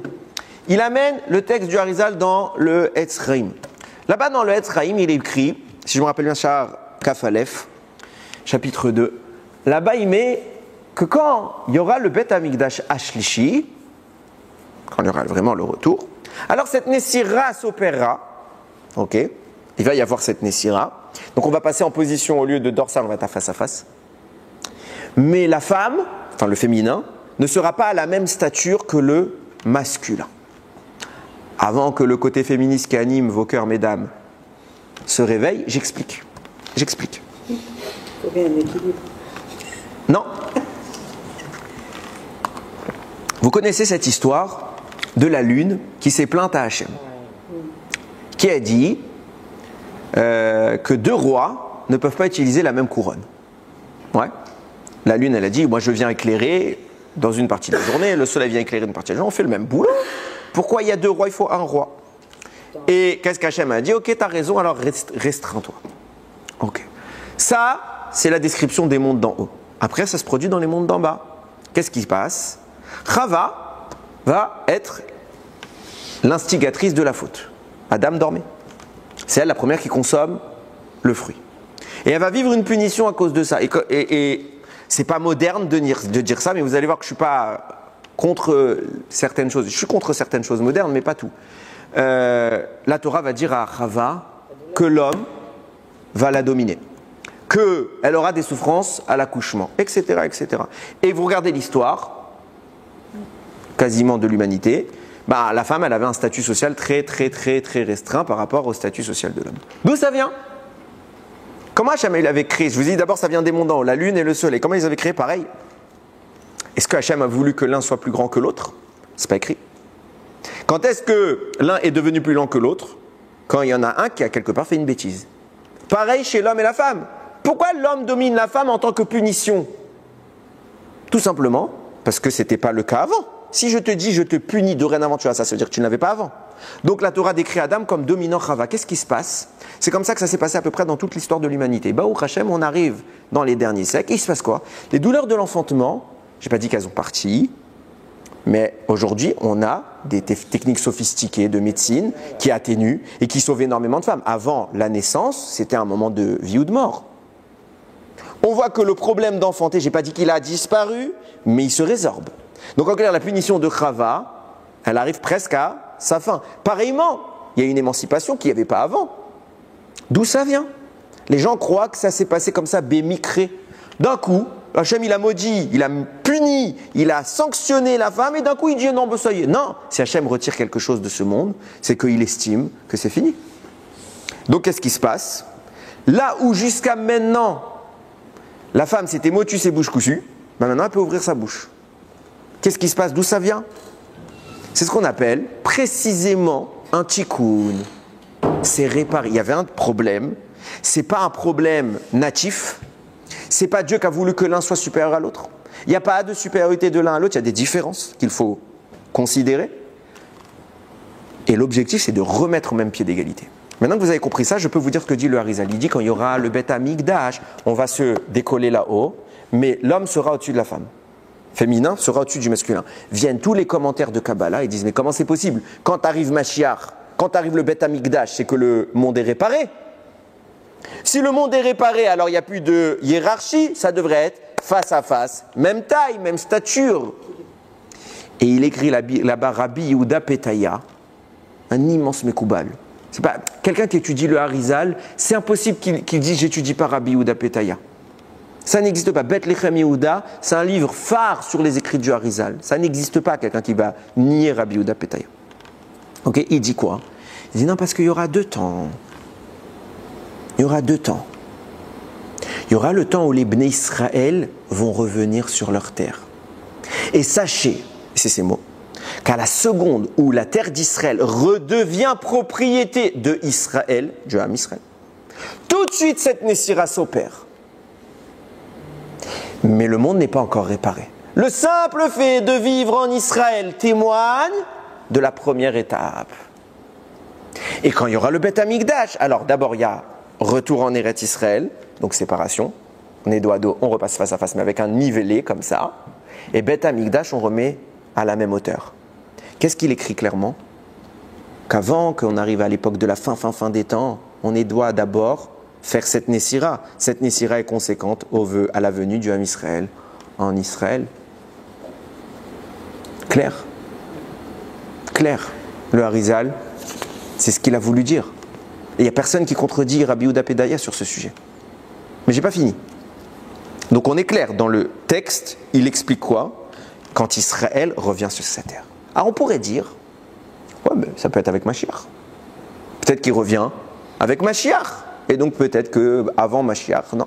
Je reviens sur ce que je vous ai dit tout à l'heure. Vous savez, ces trois promesses où je vous ai dit qu'Hachem a interdit. Il a interdit de revenir. Et le Harizal ne va pas contredire ce qu'il y a écrit dans la Gemara là-bas. Pourtant, on a des prophètes.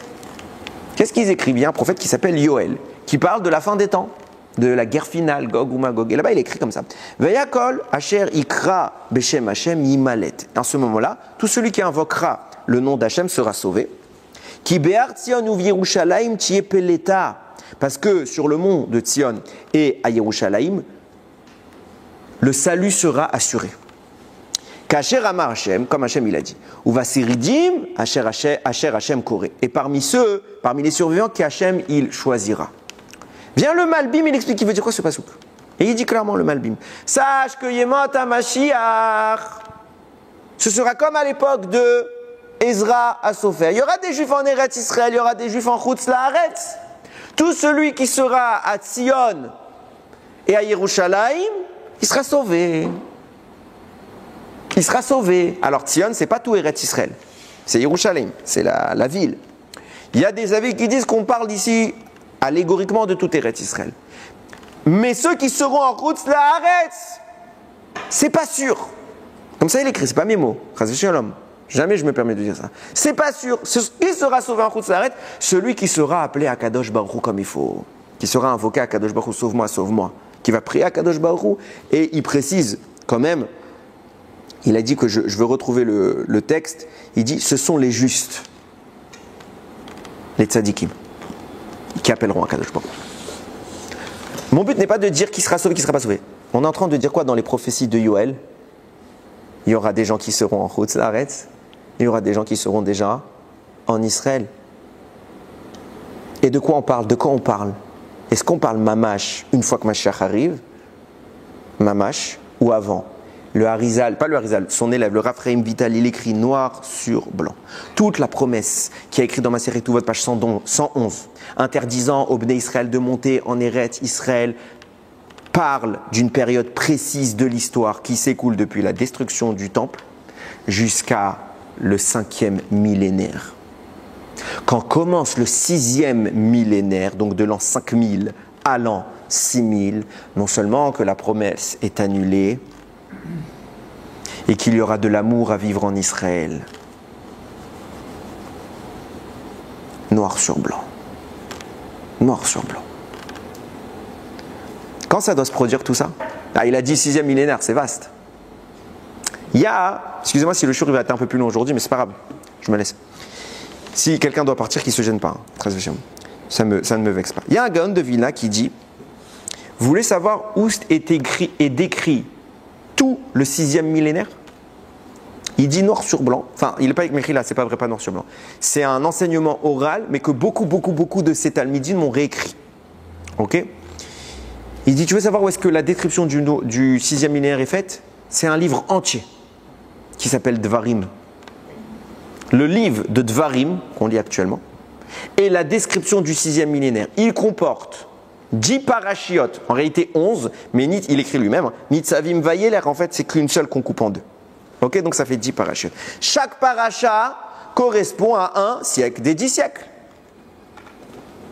Ok, donc Devarim, c'est de l'an 5000 à 5100, etc. Va être Hanan, 5100, 5200.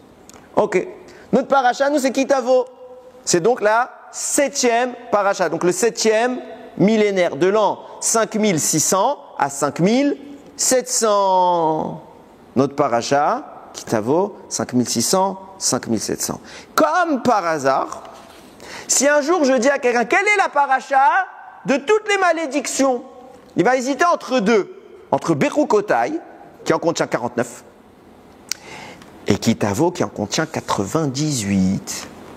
Laquelle en contient le plus? Kitavo. S'il y a une paracha qui contient des malédictions, Kitavo. Pourquoi? Parce que dans ce siècle-là va se passer des grandes choses. Comment elle commence la paracha? Kitavo el haaretz.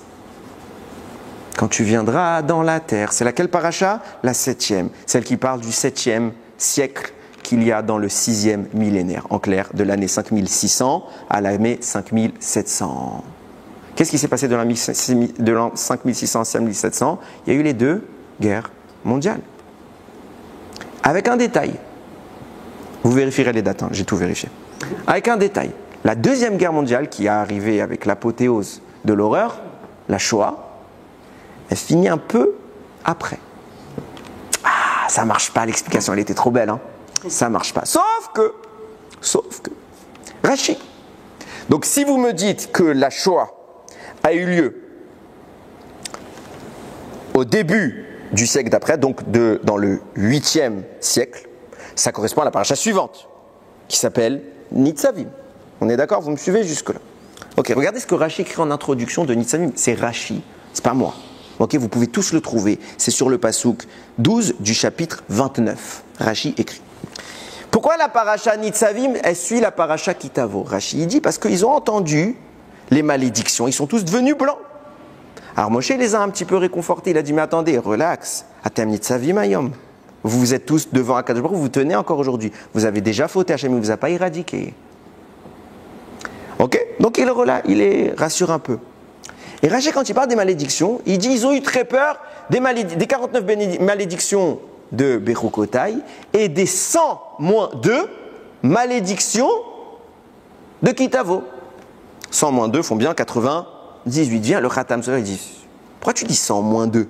Genre, t'avais un peu de lignes à compléter dans ton texte. Alors, t'as dit, tu sais, comme quand t'étais au bac et que tu devais faire un certain nombre de mots, etc. Tu dis, je vais mettre cette phrase, la même chose, mais avec plus de mots. Rashi, 100 moins 2 dit 98. Pourquoi t'as pas écrit 50 moins 1 pour les 49 de Bechukotai? Non, 100 moins 2 pour 98. Pourquoi? Dit le Khatam Sofer. Parce qu'il existait encore 2 malédictions plus terrifiantes que les 98 précédentes. Et les Bnei Israël, c'est de ça qu'ils avaient peur. Pourquoi ils avaient peur de ces deux-là, qui ne sont pas écrites tellement elles sont terrifiantes? Parce que les 98 qui sont écrites, plus les 49 qui sont écrites, ça fait 147. Yaakov a vécu pendant sa vie 147 ans et il a pris que ces 147 ans nous protègent des 147 malédictions. Mais les deux qui restent, il ne nous a pas protégés. Et les Bnei Israël, ils sont devenus blancs. Quand est-ce que ces deux malédictions sont évoquées? Au début, tout début de Nitzavim, 8e siècle du 6e millénaire. Et là-bas, il risque de se passer quoi? Quelque chose de terrifiant, ce qu'on a appelé quoi? La souffrance de la naissance du Mashiach. Donc, quand est-ce qu'elle a lieu cette Nessira? Olamite. C'était la Shoah. C'était la Shoah. C'est pas mes mots. Comme ça, il écrit Rav David Daniel Cohen, et c'est pas le seul. Hein. Tous les Mekoubalim me disent comment il y a eu une Nessira, comment il y a eu une Shoah. Parce qu'il y a eu une Nessira. Je ne suis pas en train de dire, oui, je ne suis pas prophète. Je ne suis pas en train de justifier la Shoah. Je ne suis pas en train de dire, ouais, de toute façon, on était destiné à mourir. Non, ça c'est un sujet bifne atzmo. On n'était pas destiné à mourir. On voit bien qu'on aurait pu éviter ça. Ce qu'a fait Hitler, il est totalement responsable. Je ne suis pas en train de dire, ça devait se passer. Non, puisque les forces du mal, personne ne leur a dit d'attaquer. Qu'on soit clair là-dessus. Ok? Pachamaïm, il cuit à petit feu. Ok? Tranquillement. Et je pense qu'il n'est pas prêt de sortir. Donc il se passe quoi? Mais il y avait deux malédictions. L'accouchement. J'ai dit qu'on avait deux malédictions qui ont été cachées. Et elles sont insinuées au début de ce 7e siècle, de ce 8e siècle. Donc on a eu la Shoah. Plus tard, un peu récemment, on a eu une autre. On a eu 7 octobre. Alors je ne suis pas prophète, je ne suis pas en train de dire que c'était ça. Mais c'est énorme. On ne parle pas d'un petit pogrom. Un pogrom, c'est déjà pas justifiable. On ne parle pas de 10 morts. On ne parle pas d'un attentat. On parle de l'horreur. Les deux événements de ce siècle, il n'y en aura plus, Bezrat Hashem, qui sont terrifiants, les plus gros, c'est la période Shoah. Et depuis qu'on est rentré en Israël, il y a eu des morts, il y a eu plein de morts. Mais le plus marquant qui nous fait encore pleurer à Dayom, c'est ça. Nessira. Faiblesse, danger, mais c'est quoi le but de la Nessira? C'est qu'on se réveille après. Et malgré l'horreur, malgré que le serpent a attaqué Adam et Chava et qu'ils ont perdu tout ce qu'ils avaient, ils se sont en finale mis en face et de là va naître un espoir. Qu'est-ce que ça produit? Un zivug bashamaim. Qu'est-ce qui se passe tout de suite? Et c'est là que je dis kitavo. On arrive à Eretz Israël. Je ne dis pas que la Shoah est une justification qui nous permet d'arriver à Eretz Israël. Pas mon propos encore. C'est pas mon propos, je m'en moque de ça. Je ne suis pas en train de justifier comment ça se passe. C'est mal la Shoah, point final. Mais, comme ça a été écrit bien avant moi. Je continue. Je vous lis une lettre du Shla HaKadosh. Le Shla HaKadosh a écrit dans son livre une lettre de Rabbi Shlomo Halevi Al-Kabetz. Vous le connaissez tous, c'est lui qui a écrit les Chadodi. Qui chante pas les Chadodi Shabbat? Personne. Je vous la lis en hébreu. Si je la retrouve, normalement je l'ai gardée et je l'ai photographiée. Je vous lis. Alors j'introduis parce que sinon vous avez rien pigé, je suis à l'ouest. Il raconte lui-même, Rabbi Shlomo Al-Kabetz, qui était un élève de Rabbi Yosef Karo. Ok? Rabbi Yosef Karo, c'est l'auteur du Shulchan Aruch. Rabbi Yosef Karo, il a pris ses élèves le soir de Shavuot pour faire la veillée avec eux. Et ils ont étudié toute la nuit. Et Rabbi Shlomo Al-Kabetz, il écrit, c'est sa plume, il dit à ce moment de la nuit, la bouche de Rabbi Yosef Karo a changé de voix. Ce n'est plus lui qui parlait, il a été investi, comme ça il témoigne, il a été investi par la Shekhinah, la présence divine, qui s'est mis à s'adresser au groupe d'élèves qui étaient présents. Et il les a loués, kol hakavod, ce que vous venez de faire, le limoud particulier que vous avez fait. Et, au milieu de l'histoire, il est comme ça. Vechazar ve'amar, et la parole d'Hachem elle a repris son discours. Il leur dit, Ashrechem banai, réjouissez-vous mes enfants, shuvu el limudechem ve'al tafsiku rega, retournez à votre étude et ne vous interrompez pas un instant. Et qu'est-ce qu'elle rajoute? Ve'alou le Eretz Israël. Ils n'étaient pas en Eretz Israël. Rabbi Yosef Karo, à ce moment-là, il n'est pas encore. Et les élèves, ils ne sont pas encore. Et il leur dit, et montez en Eretz Israël. Kilo kol ha'etim shavot. Parce que tous les temps ne sont pas équivalents. Et il n'y a rien qui m'empêche de libérer en nombre ou en petit nombre. Et que vos yeux ne s'inquiètent pas pour vos biens. Parce que vous allez consommer le bien de la terre céleste. Et si vous le désirez et que vous écoutez, même dans cette terre-là, vous allez manger le bien. Si vous désirez et que vous écoutez.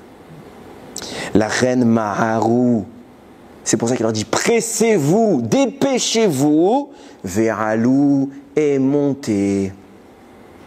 Kiani amefarneset lachem, parce que c'est moi qui vais vous nourrir. Subvenir à vos besoins pour rester plus précis. Qui parle? La bouche de Rabbi Yosef Karo. Ce monsieur-là qui a écrit le Shulchan Aruch, le livre référence universelle de Halacha, c'est dans sa bouche que cette phrase a été dite. Alors vous allez me dire, bah ouais, c'est peut-être une histoire comme ça. Qui l'a écrit cette histoire? Rabbi Shlomo Alkabetz. Si tu crois pas, arrête de chanter les Radodji tous les Shabbats, hypocrite. Arrête.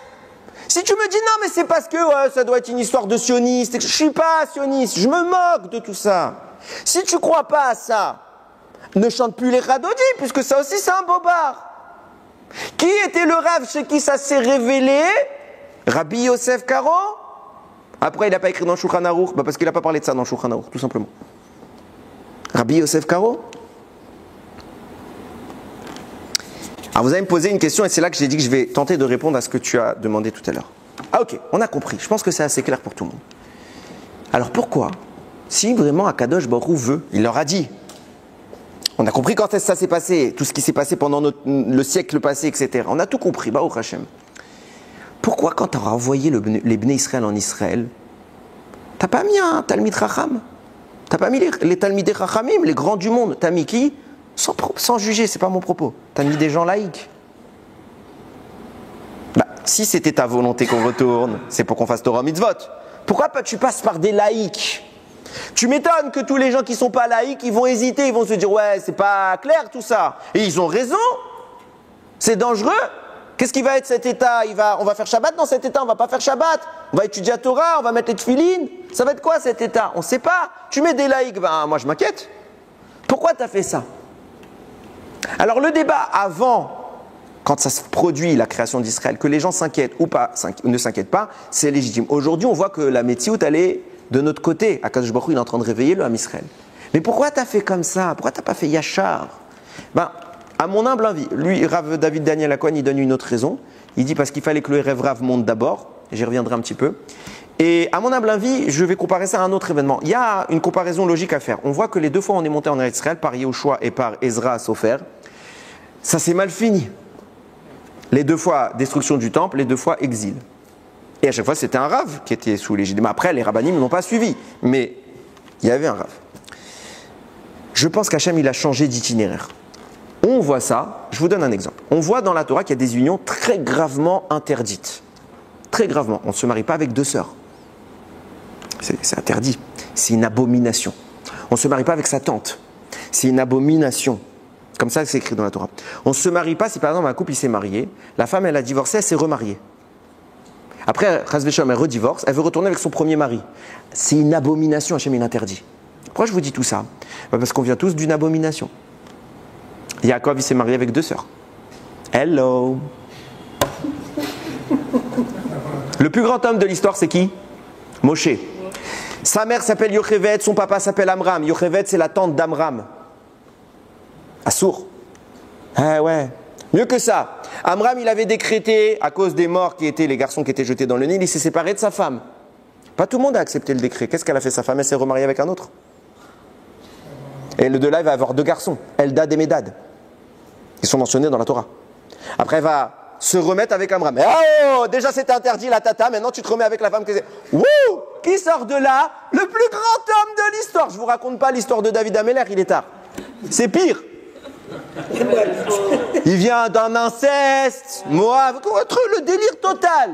De là naît Mashiach, de là naît le Ham Israël. Le Harizal il dit tu plaisantes? Comment ça se fait? Alors réponse standard, c'était avant la Torah. Tout ce qu'on vient de dire, c'est fait avant Matan Torah, c'était pas interdit. Oh, tricheur. Pourquoi? On sait que les avot respectaient toute la Torah, même les lois édictées dans le futur par les sages, ils le faisaient. Ils faisaient Eruv Tavshilin, Eruv Tinchotan Rumin, etc. Terumin, pardon. Ils faisaient tout. Qu'est-ce que tu me dis? Ils ne faisaient pas. Il y a des cas où ils ne faisaient pas, quand c'était nécessaire. Puisque la Torah ne l'impose pas, ils le faisaient à titre volontaire. Mais quand il y a une vraie nécessité, alors on a droit de... Mais je ne comprends pas. Pourquoi tu fais les choses comme ça? Qui a mis que la famille du Ham Israël, les 12 tribus, doivent venir de 2 sœurs? C'est toi, Hachem. Donc c'est toi qui as mis Yaakov dans cette situation. Fais plus simple. Fais une femme. Pourquoi 2 sœurs? Parce qu'elle ne pouvait pas avoir 12 enfants. Fais en sorte qu'elle puisse avoir 12 enfants. Pourquoi tu fais ça? C'est un sourd. Alors ils ont droit. Ok. Pourquoi tu as fait ça comme ça? Réponse du Harizal. Parce que Akadosh Baruch Hu a consciemment accepté qu'il y ait le mal dans le monde. Pour qu'il y ait un libre arbitre. S'il n'y a pas de mal dans le monde, il n'y a pas de libre arbitre. Pour que le mal puisse agir, il faut qu'il ait une marge de manœuvre. Donc Akadosh Baruch Hu a laissé ce monde sous des règles majoritairement dominées par le mensonge, le mal. C'est pour ça qu'on appelle ce monde le Olam HaSheker, le monde du mensonge. Le Satan, quand il sait qu'il y a quelque chose qui va tourner contre lui, il empêche. Quand il y a une Neshama qui va descendre, cette Neshama s'appelle Moshe. Tu crois qu'il va la laisser descendre? Jamais. Exemple. Quand Avraham Avinu, il a voulu faire la Hakedat Yitzhak, pendant 3 jours, le Satan va faire quoi? Il va tout faire pour tuer Yitzhak.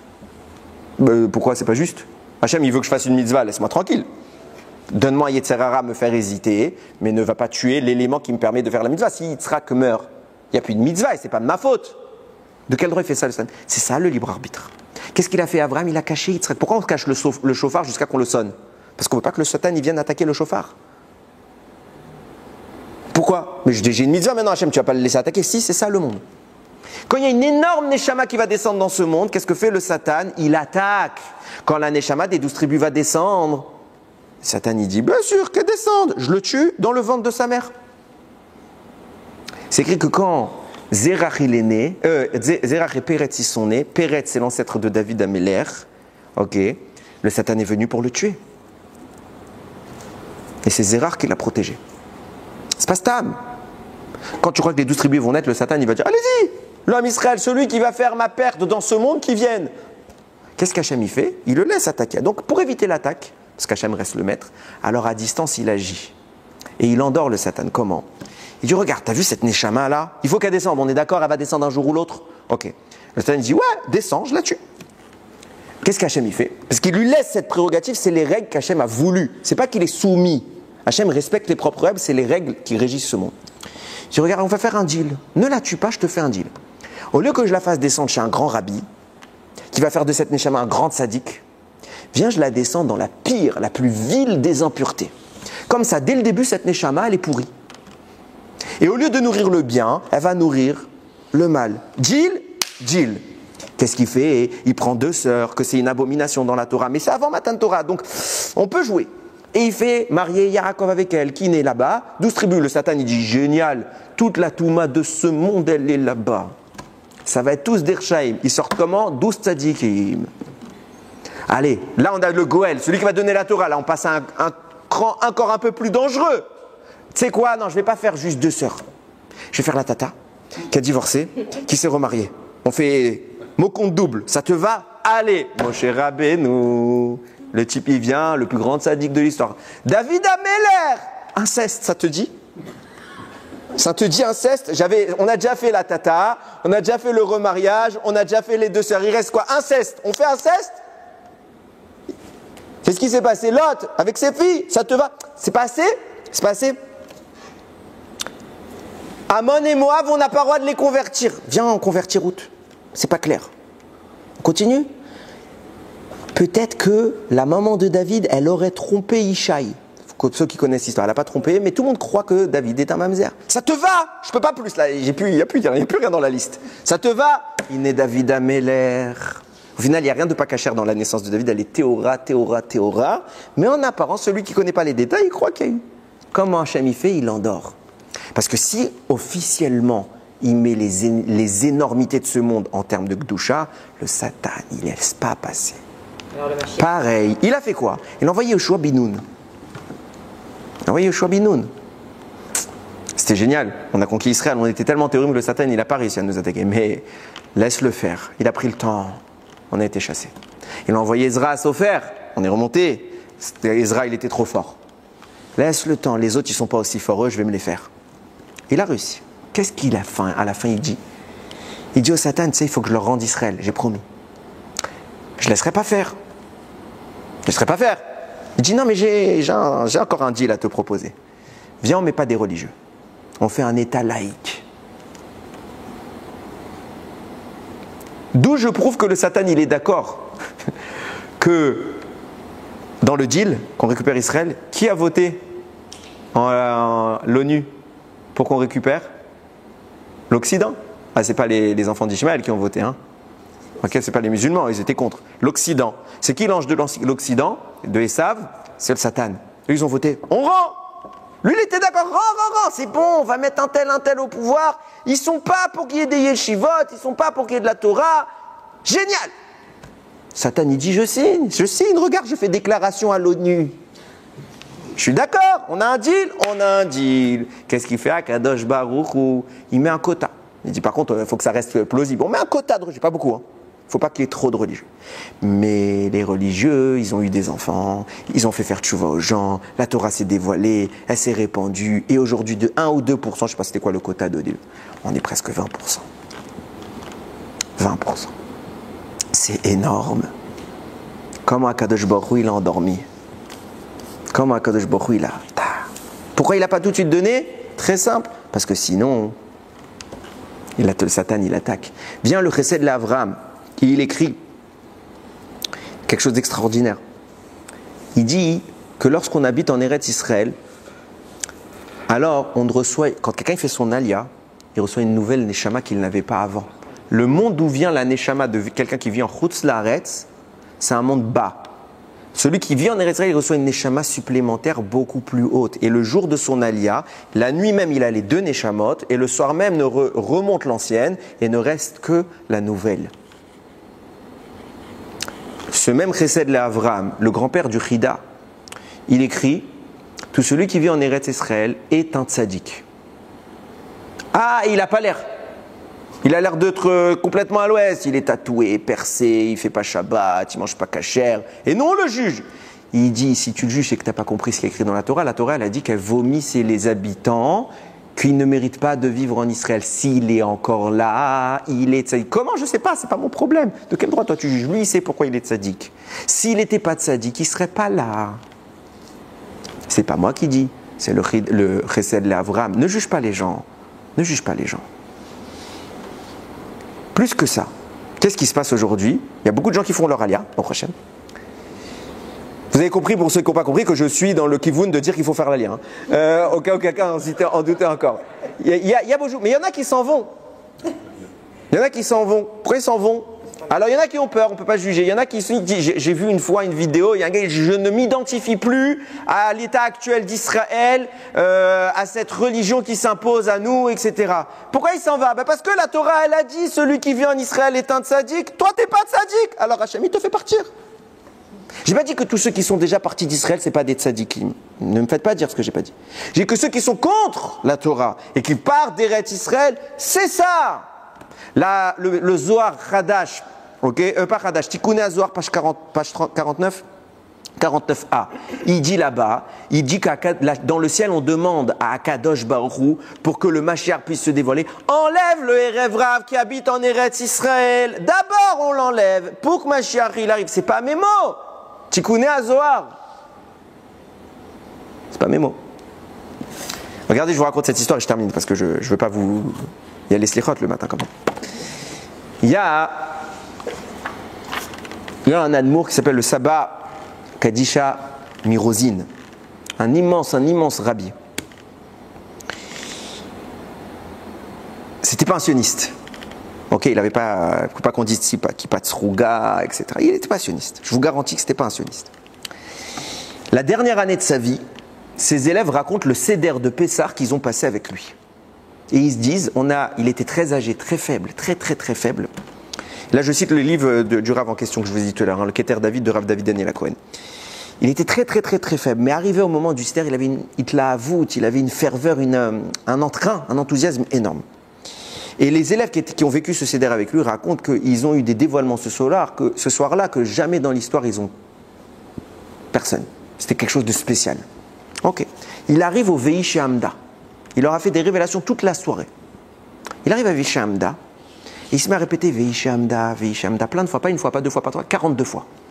Il y a des avis, il a rapporté ici, qui disent plus que 60, plus que 72 même. C'est des avis, ok, ça fond. On va dire 42 fois, c'est déjà pas mal. Et à la fin, la dernière fois, quand il arrive à chez Loechad Bilvad Amad Alenu Lechalotenu, parce qu'il n'y en a pas qu'un seul ennemi qui s'est levé contre nous pour nous détruire, il l'a dit en une demi-heure la dernière. Et il a pris le temps. Et après, il a pris la parole. Et regardez ces mots. C'était l'année, que je ne me trompe pas, 5610.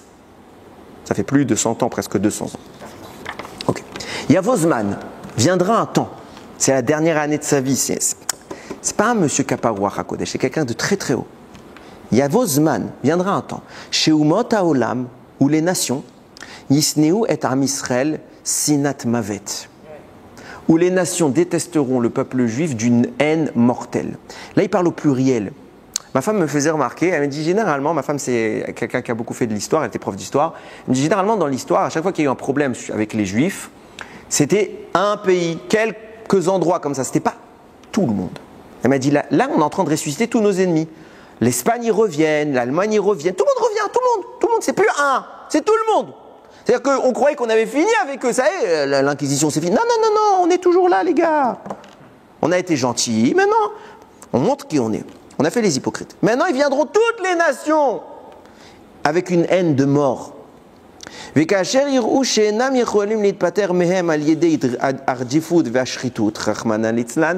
vont voir qu'ils n'arriveront pas à nous tuer, Dieu nous en préserve. Ils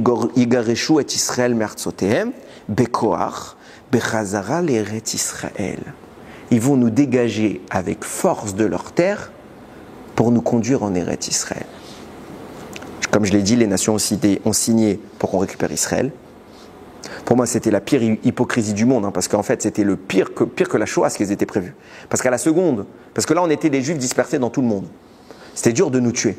Hitler, il a tenté, pour arriver à ça, il a dit, je vais conquérir le monde et je vais tuer tous les Juifs. Alors eux, les Nations Unies, ils ont une meilleure idée. Ils disent, au lieu qu'on attende que quelqu'un réussisse à conquérir tout le monde, venez, on réunit tous les Juifs au même endroit et on les laisse, il y a je ne sais pas combien de pays arabes qui ne voudront pas, ils vont les tuer à notre place. Des génies. C'est ce qu'Hachem il leur a vendu, ça n'a pas marché. Je disais donc, Bekoar Bechazara l'Eretz Israël. Donc ils vont nous pousser à dégager. Qu'est-ce qui se passe à Yom?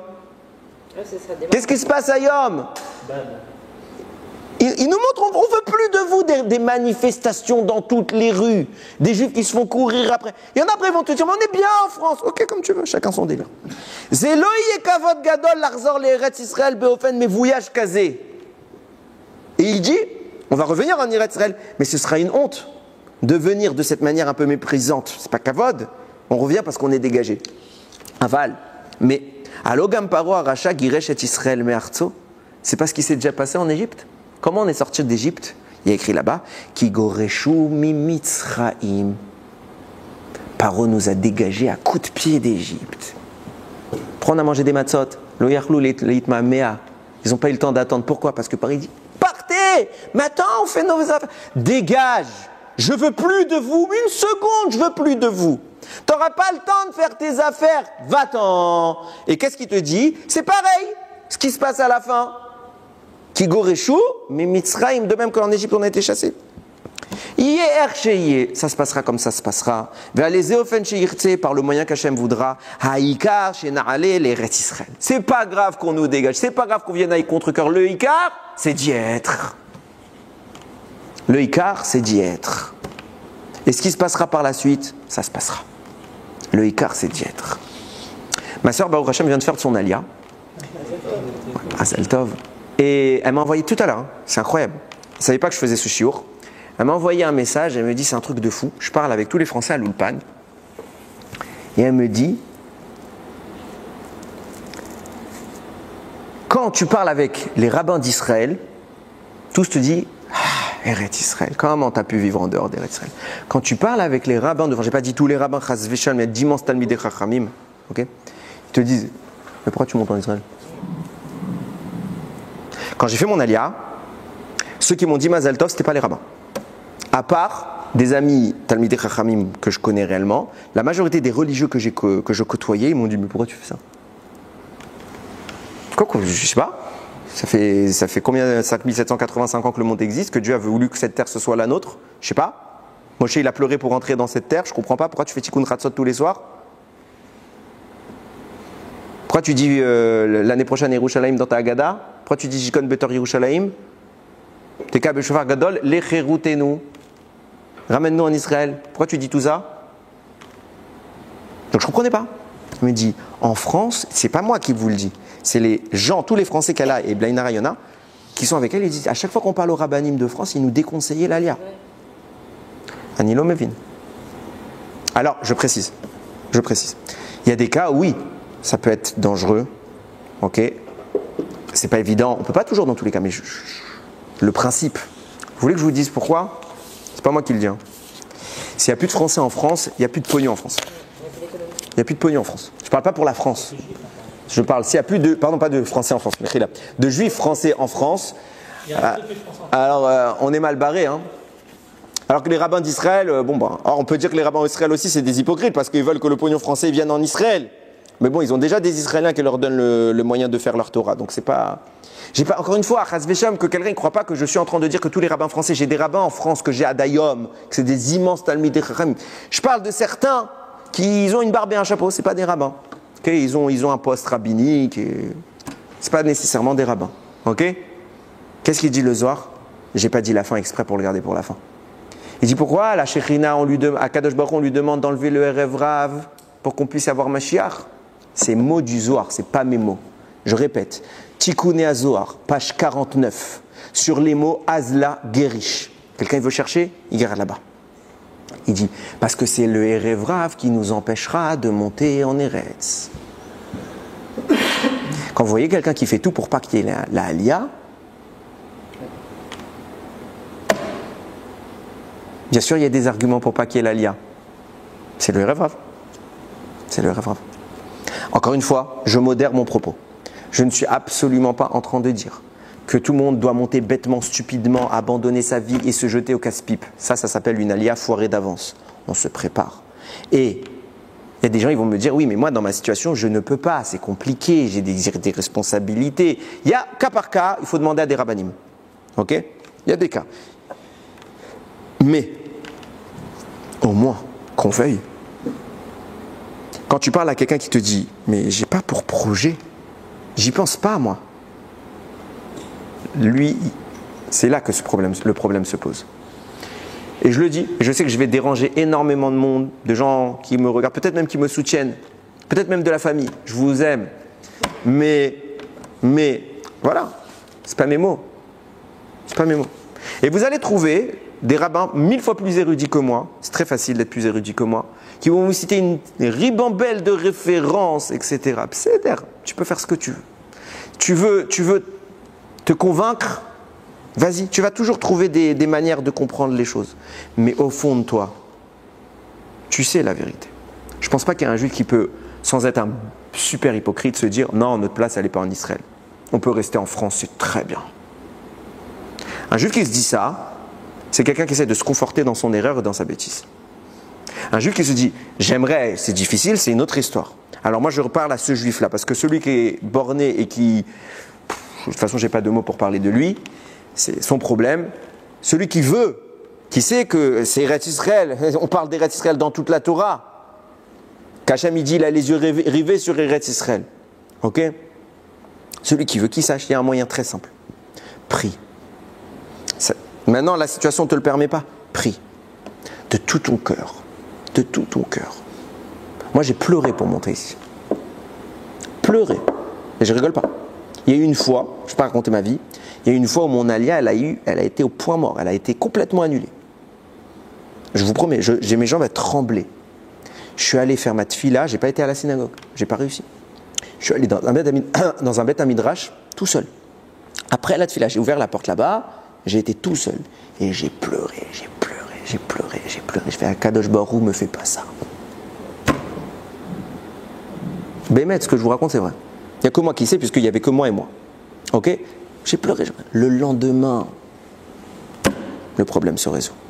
Le lendemain. Mais quand je vous dis que pour moi, à ce moment-là, c'était fini, il n'y avait pas d'Alia. Et j'ai dit comme ça, Akadosh Baruch Hu, je veux de tout mon cœur, ne me fais pas ça. Je veux. Le lendemain, et Baruch Hashem, j'ai fait mon Alia. Oui. Vous avez fait votre Alia il y a combien de temps? Que 3 ans. Que 3 ans. Que 3 ans. Et pour vraiment montrer que ce n'est pas de l'hypocrisie ce que je vous dis, j'ai été pendant longtemps un défenseur de la non-Alia. Pourquoi? Parce que mes premiers rabbanim, enfin des gens que j'ai appelés Rav, parce que j'ai découvert par la suite qui ils étaient, pas sur le sujet de l'Alia, sur plein d'autres sujets. Mes premiers rabbanim étaient dans ce kivoun-là. Et donc, par mimétisme, je détestais les Chabad. Par mimétisme. Je te promets, c'est pas une blague, ce que j'ai à Viti, Pacha, Tikachem, il me pardonne. Parce que j'apprenais, je découvrais comme ça la Torah par des gens qui étaient comme ça. Parce que ces gens-là n'aiment pas les Chabad, sont anti-sionistes. Je parle d'Atiléouim, pour eux, c'est même pas des rabbanim, c'est même pas des pratiquants, une ashkafa étrangère, etc. Tout ça. Baruch Hashem, j'ai fait tchouva. Baruch Hashem, j'ai fait tchouva. Tout le monde doit progresser dans la vie. Ok? Quand on te répète un discours et que tu le répètes comme un âne, alors tu deviens un âne. On n'est pas des ânes. Ok? On n'est pas des ânes. On travaille notre esprit, on étudie la Torah. On doit comprendre ce qu'Hachem il veut. Bien sûr, il faut écouter ce qu'ils disent les rabbanim, mais avant d'écouter ce qu'ils disent les rabbanim et de le répéter, avant de le répéter comme un âne, comprends ce qu'il a dit le Rav. Ne fais pas lecture, étudie mot à mot ce qu'il a dit, et dès qu'on va te poser une question, tu ne sauras pas répondre parce qu'en fait, tu n'as pas étudié ce qu'il a dit le Rav. Comprends, enrichis-toi de tout ce qu'ils disent les rabbanim, les vrais rabbanim. Les vrais rabbinim, les vrais talmidei chachamim. Et il y en a en France, Shras Vesham, je répète, je n'accuse pas du tout les rabbanim de France, certains. Que tout le monde sait qu'il y en a. Et si je vais avoir des gens qui vont me dire comment ils parlent des rabbanim, ok, si tu veux prendre mes mots tordus, prends mes mots tordus. J'ai pas dit de mots tordus, et là, si j'ai vexé quelqu'un, c'est pas mon but. Mais le Hémet, on sait où il est, regardez où ils sont les immenses talmidei chachamim de notre génération, ils sont pas ailleurs. Il y a des talmidei chachamim, je n'ai pas dit il n'y a pas. Mais les grands, ils étaient où? Ils sont où? Yeratson, qu'on est tous le srout déjà, 4 pas ici, c'est une mitzvah. Je te promets, quand j'ai fait mon alliage, j'ai fait avec mon fils, on marche, je lui fais, tu sais ce qui vient de se passer? T'as fait 4 pas. Il me fait alors? Je fais, bah t'as fait une mitzvah! Tu fais la même chose en France, t'as une mitzvah, c'est le tzitzit, t'as une mitzvah, c'est la brit mila, mais t'as pas la mitzvah d'Israël. Ici, tu fais une 3e qu'il n'y a pas là-bas. Yeratson, qu'on marche, qu'on ait toujours le mérite de vivre dans cette terre.